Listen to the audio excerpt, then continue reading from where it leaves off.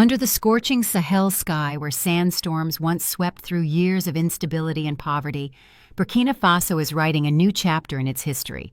And at the heart of this transformation is one named Captain Ibrahim Traoré. When he came to power, the country faced countless challenges: a stagnant economy, weak infrastructure, dependence on imports, and a youth unemployment rate.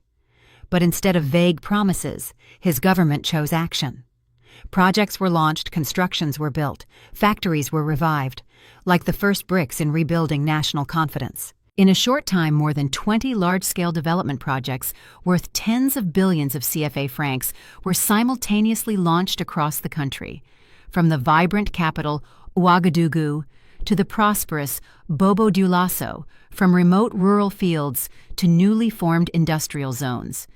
These are not just investment figures, but strategic steps aimed at redefining the future of Burkina Faso. In major cities, the Faso-Mabo Urban Regeneration Project has breathed new life into every street. Sanitation systems have been upgraded, infrastructure improved, and public spaces expanded. Thousands of young Burkina Faso residents, engineers, workers, architects, are directly involved in the construction, transforming the project into a symbol of internal capacity. For the first time, the people are witnessing a national-scale project carried out entirely by their own hands and intellect. Along the vital transportation artery, the Ouagadougou to Bobo-Dioulasso Highway project is gradually taking shape. This strategic route not only shortens the distance between the political capital and the economic center, but also opens up a trade corridor connecting with Ivory Coast and Mali. When completed, it promises to dramatically boost regional agriculture industry and logistics, transforming Burkina Faso from a landlocked nation into a dynamic West African transit hub. In the energy sector, the bold decision to rebrand Total Energies as Barca Energies has resonated widely. The acquisition and nationalization of nearly 200 gas stations nationwide is not just an economic transaction, but a declaration of sovereignty. For the first time, a large-scale energy distribution system is entirely owned by Burkina Faso citizens, reinforcing the foundation of the country's strategic self-reliance. Simultaneously, the government is deploying modern digital toll collection systems on major roads.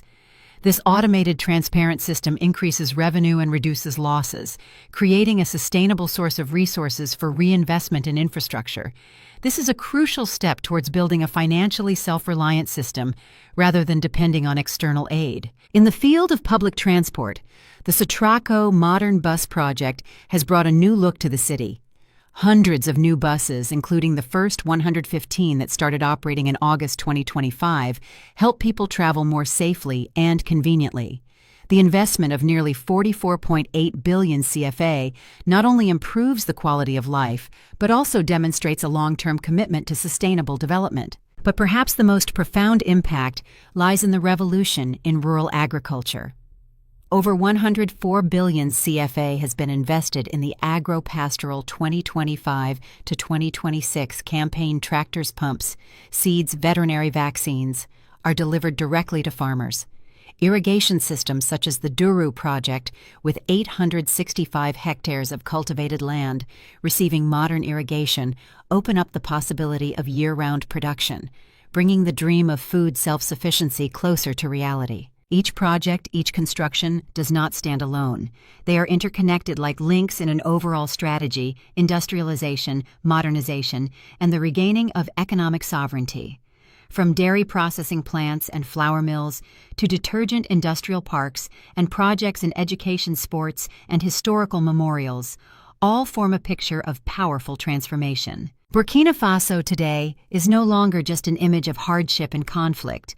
Under the leadership of Captain Ibrahim Traoré, the nation is reshaping itself through concrete action, national strength, and a desire for progress. And that is just the beginning.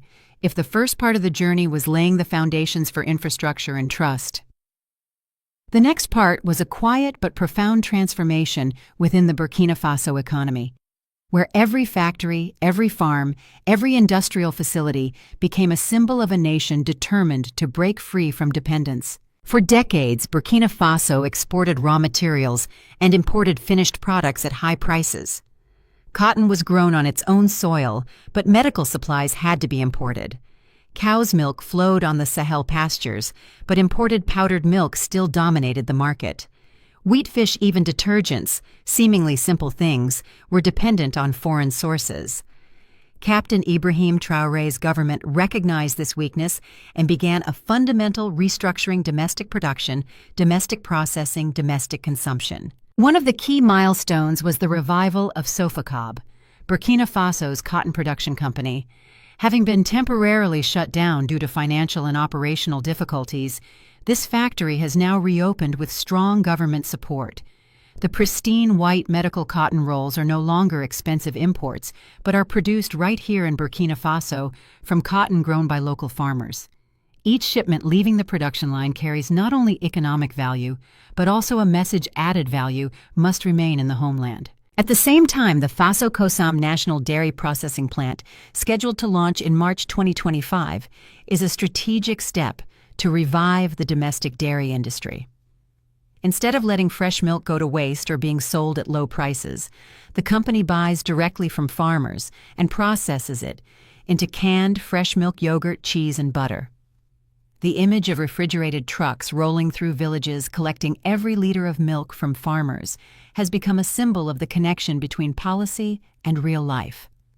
For the first time, farmers clearly felt that their efforts were protected by a complete value chain. Furthermore, a flour mill worth approximately 15 billion CFA was inaugurated with a capacity of 220 tons of flour per day. In a country once heavily dependent on imported flour, this is a major step forward in food security. Domestically produced flour is now found in bakeries, pastry shops, and biscuit factories throughout Ouagadougou and Bobo-Dioulasso.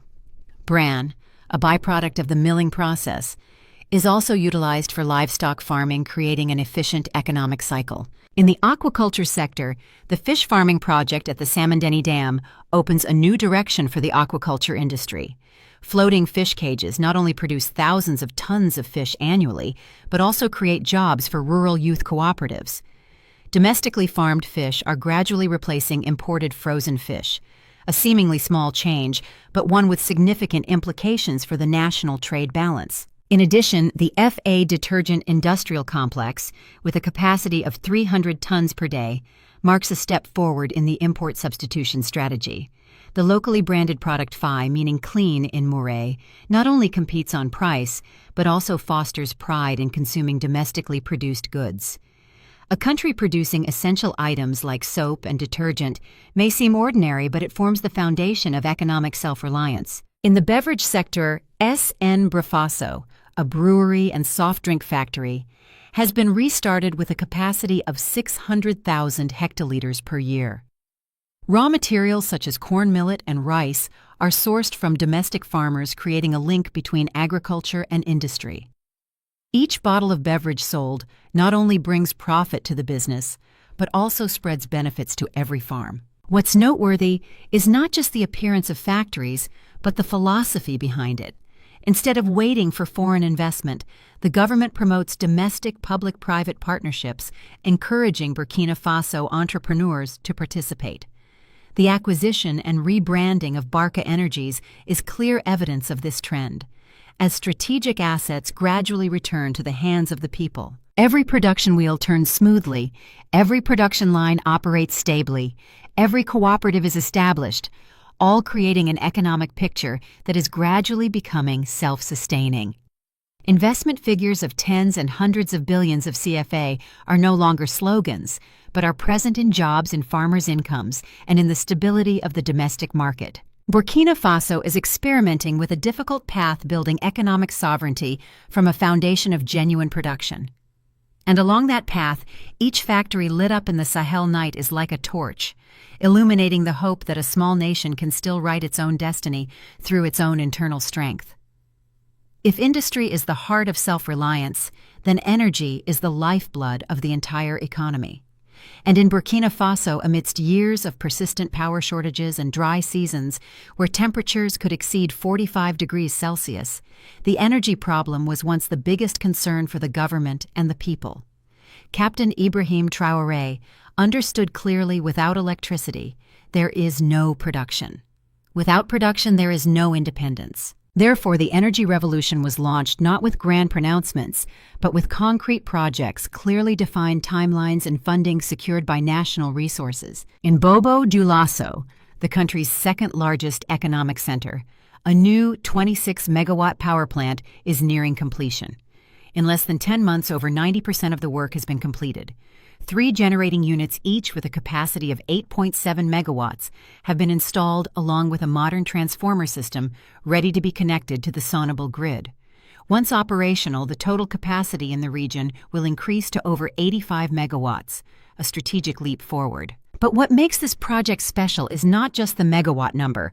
It's the speed of construction, the determination to complete it on time, and the use of national financing instead of relying entirely on foreign loans.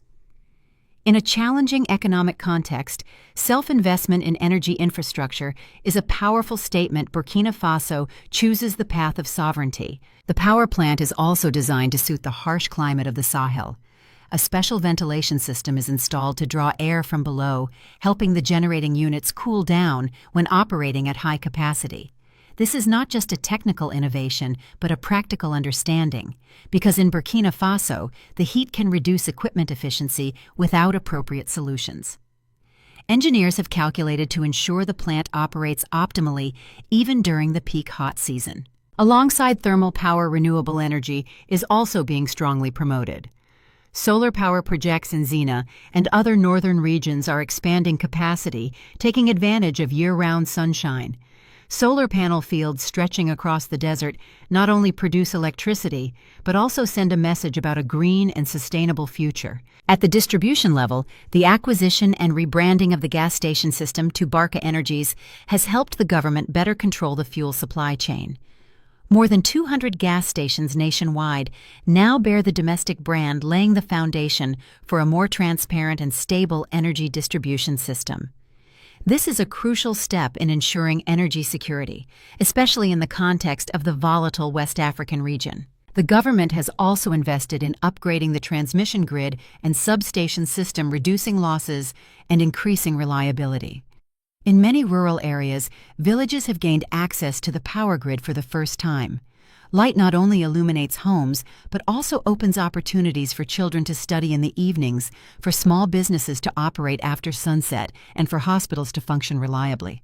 Electricity has become the foundation for all other sectors. Flour mills operate continuously. Milk processing lines are uninterrupted, and agricultural irrigation systems operate reliably during the dry season. Every kilowatt produced domestically represents a step towards reducing dependence on electricity imports from neighboring countries. Most importantly, the government does not view the completion of a power plant as a destination, but as the beginning of a long-term strategy. Energy sovereignty is not just about having enough electricity today, but about building a system that can meet needs for decades to come. Under the scorching Sahel sun, amidst dusty construction sites, one can clearly sense a new spirit, a determination not to accept scarcity as a fate. Captain Traoré has repeatedly emphasized that electricity is not a privilege, but a fundamental right of the people in a developing nation. When the first generators at Bobo Dioulasso connect to the grid, the lights will not just turn on in the neighborhoods, it will illuminate a powerful message: Burkina Faso is gradually taking control of its own future. Once the lights were switched on in the power plants and the production lines began to operate steadily, a bigger question arose: what sustains a nation? The answer lies not in concrete buildings or power generators, but in the vast fields, where seeds touch the earth and give birth to life. Burkina Faso has long been an agricultural nation, yet paradoxically, it has repeatedly faced food shortages. Climate change, droughts, conflict, and import dependence have made food security a matter of life and death. Captain Ibrahim Traoré's administration understood that political or economic sovereignty would not be sustainable if the people's stomachs were not full. Therefore, a return to the motherland began, not with slogans, but with concrete strategies and real resources. Farmer support programs were implemented on a large scale. Subsidized fertilizers, high-quality seeds were distributed, and agricultural machinery was provided to cooperatives. Brand new plows appeared in the fields, replacing the arduous manual labor. Mechanization not only increased productivity, but also freed up labor, especially for women, who traditionally bore the brunt of the farm work. In many provinces, reservoirs and irrigation systems were improved. In a country with a short rainy season and a long, harsh dry season, water was key. Investing in irrigation not only ensured a stable harvest, but also opened up the possibility of year-round cultivation. Rice, corn, and millet fields were no longer entirely dependent on rainfall. Domestic grain production began to increase, paving the way for reduced imports. But more importantly, there was a shift in mindset. Instead of producing simply to survive, farmers were encouraged to produce for value creation. The interconnected chain between agriculture and industry, from flour mills to dairy processing plants, from fish farms to breweries, has created a stable market for domestic products. At the Samandeni Dam cage, fish farming projects are thriving. The image of local youth tending to the fish cages amidst the shimmering water is symbolic of a diversifying agricultural sector. Domestically farmed fish are gradually replacing imports, ensuring food security and creating jobs for the community. The government also focuses on developing cooperatives, a model that helps farmers connect, share costs, and access markets more effectively. When farmers are no longer isolated, they have greater bargaining power and the ability to invest long-term instead of relying solely on the immediate harvest. Alongside this is a strategy to encourage the consumption of domestic goods. Campaigns to promote Burkina Faso products are not only economically significant, but also spiritually impactful. Every sack of rice, every bottle of milk, every loaf of bread made from locally sourced ingredients is an act contributing to strengthening economic independence. Of course, this path is not smooth. Challenges regarding climate security and international markets still exist. But the difference lies in the approach. Instead of viewing difficulties as fate, the government chooses to confront them and restructure. Captain Traoré has repeatedly emphasized that a strong nation is not only one with a strong military, but also one with protected farmers. They are the foundation of society, the guardians of tradition, and the providers of livelihood for the entire country. On the vast fields of the Sahel, as the sun sets and the lights from newly lit villages illuminate the landscape, a different picture emerges compared to a few years ago. It is no longer an image of dependence and uncertainty, but an image of people gradually taking control of their own destiny. That agricultural revolution wasn't as ostentatious as large-scale projects, but it was quiet and persistent. And it was from that barren land that a self-reliant future was gradually taking root. If energy lights up cities, if agriculture sustains families, then sovereignty is the soul of a nation.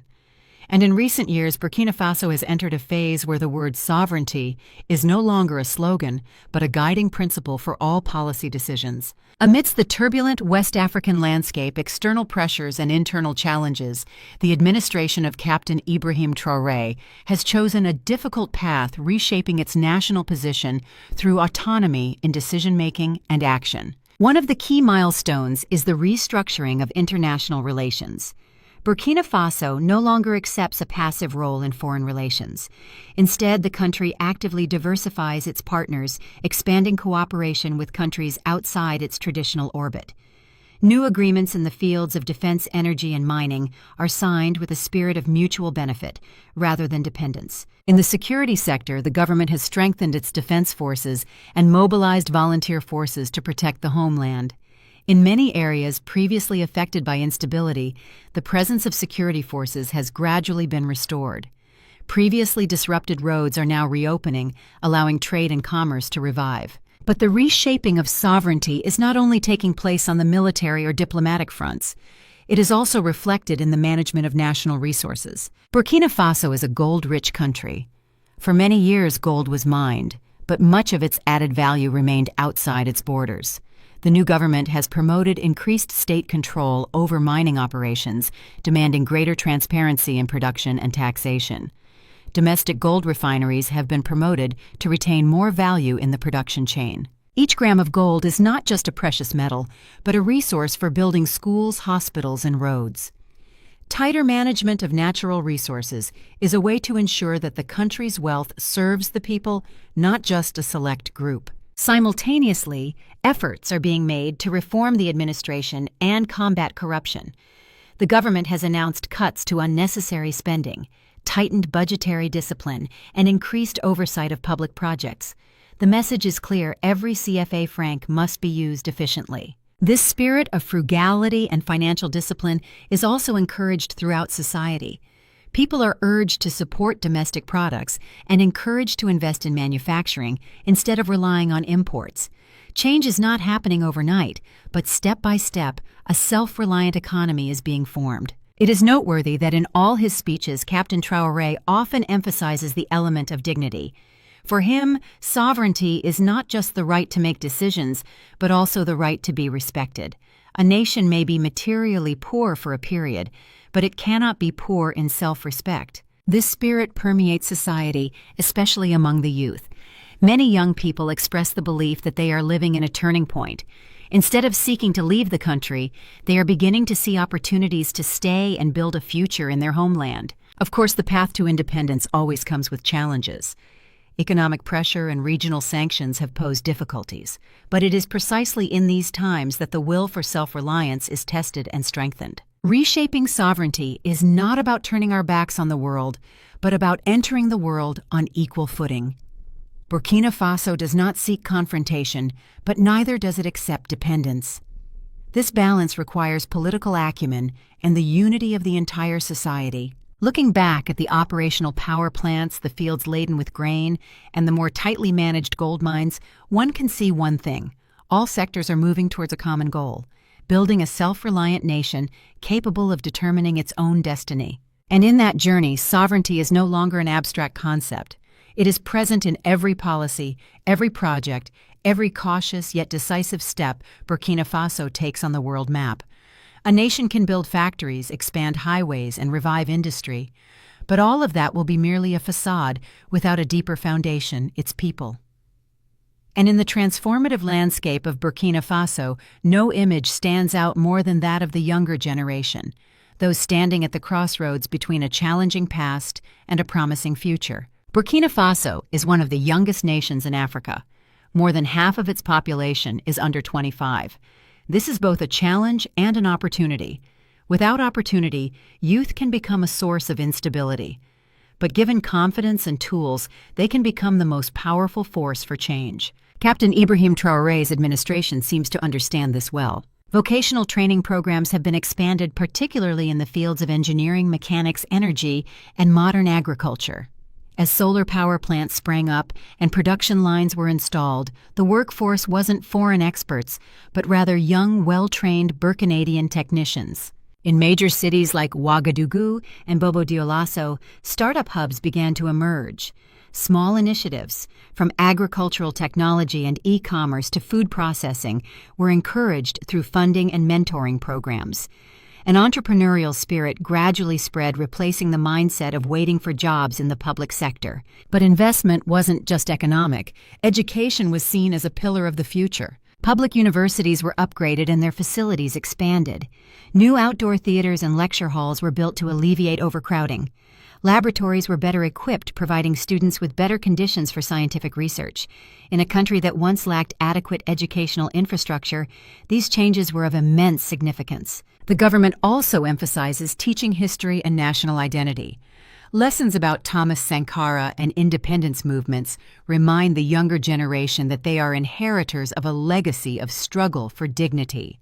National pride is no longer a vague concept, but a spiritual driving force. Alongside formal education, volunteerism and civic duty are promoted.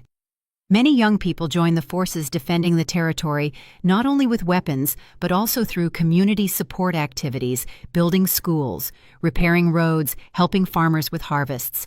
This participation creates a sense of belonging, that each person is part of a shared story. In rural areas, young people no longer simply leave their villages for the city to find work.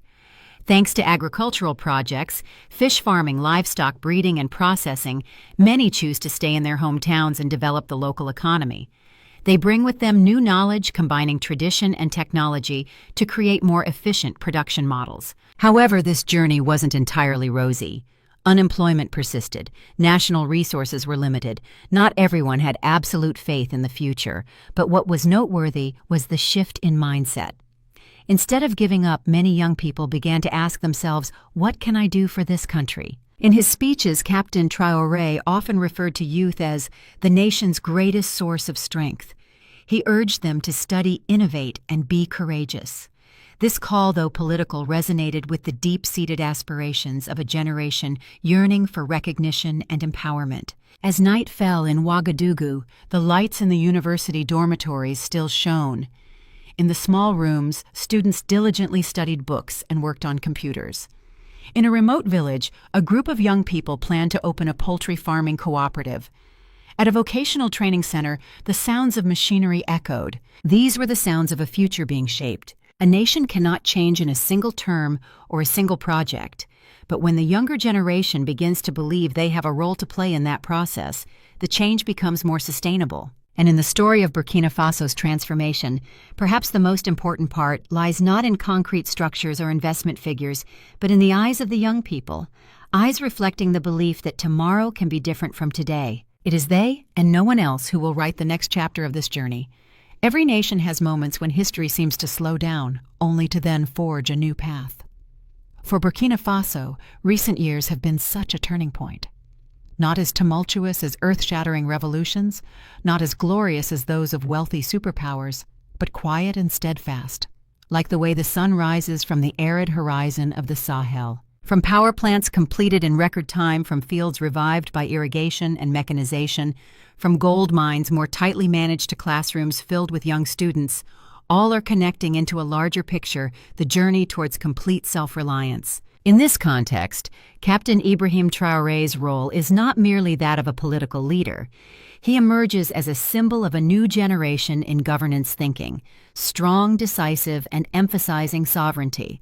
His decisions, though still controversial, revolved around one central theme: how to make Burkina Faso stand on its own 2 feet. But history never belongs to one man alone. Construction projects were built by thousands of engineers, workers, farmers, and students. Reforms were implemented by the administrative apparatus, by those working silently behind the scenes, and most importantly, by the acceptance, consensus, and expectations of the people. Burkina Faso today still faces challenges. Security instability has not completely disappeared. The economy has not truly achieved a strong breakthrough, and international pressure remains. The hot winds of the Sahel still blow across the arid lands, reminding us that the road ahead is not smooth. But what has changed is the mindset. If previously many looked to the future with skepticism, now there is a greater sense of hope. When electricity was switched on in Bobo Dioulasso, when locally produced rice was sold in the markets, when graduates found jobs right in their hometowns. These changes, however, small, contributed to strengthening confidence. That confidence is the most valuable intangible asset. A nation may lack capital, technology, and resources, but without self-belief, all plans become fragile. Conversely, when confidence is ignited, it becomes a collective strength capable of overcoming even the harshest conditions. In rural areas, farmers begin planting with the hope that the harvest will not only provide enough food, but also enough to sell. In the cities, young entrepreneurs start businesses with the desire to have their products branded, made in Burkina Faso.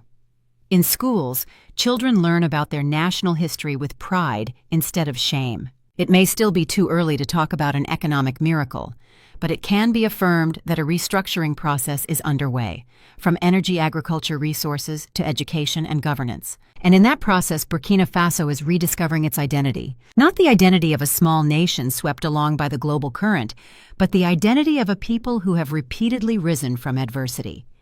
From the time of Thomas Sankara to today's generation, the aspiration for dignity and freedom has been the red thread running through it. The dawn on the Sahel is not immediately brilliant. It begins with a thin streak of light on the horizon, then gradually spreads, painting the entire space golden. Burkina Faso's steps today may only be the first rays of light. But if nurtured by discipline, transparency, and unity, they can become a light strong enough to guide the entire region. The journey is not over yet. The next chapters are still being written every day, in the factories, in the fields, in the classrooms, and in the hearts of each and every citizen. And as the sun continues to rise over the Sahel, it carries a simple yet profound reminder: the future doesn't come on its own. It is built by willpower, by labor, and by the belief that a country, however small, can choose its own path.